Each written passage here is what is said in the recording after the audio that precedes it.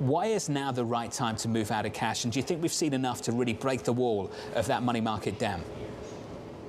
Sure. Good morning, Jonathan. It's great to be here. So as you said, the note was certainly written before today's excellent CPI print, something that investors should be celebrating. And the reason we think that investors should be stepping out of cash is we've done some work around this, and the right time for investors to outperform cash in both high-quality parts of the equity and fixed income market is not actually when the Fed cuts rates. It's that period of pause. And I think based on the data today and based on the payroll data from 2 weeks ago, we can safely say that that period of pause has now begun. So I think we have a really great 6 to 10 month opportunity where high quality fixed income and high quality equities will outperform cash, and the $8 trillion of money market funds that are sitting around globally should hopefully be stepping into the markets, and we're beginning to see that in ETF flows already. Gargi, just build on that. 6 to 8 months of equities and bonds performing well, or specific parts of the equity market and not the index?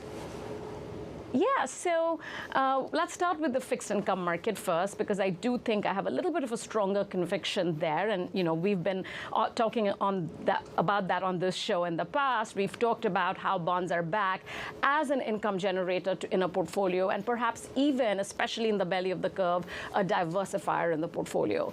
What we saw today in the CPI number was further proof to that point. Number one, the deceleration in shelter inflation. That was really heartwarming.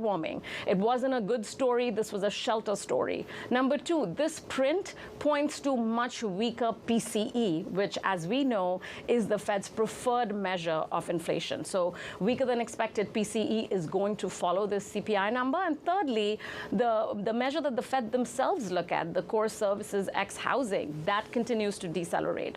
All of this points to a Fed that just does not need to be as restrictive.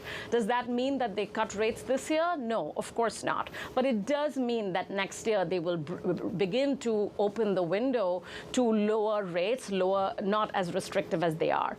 That benefits the belly of the curve. And by that, we mean the 3 to 7 year part of the Treasury market, the TIPS market, the mortgage market, tremendously. Perhaps even the IG credit market, tremendously. So that's one of the biggest convictions we have going into the end of this year and into the first couple of months of next year.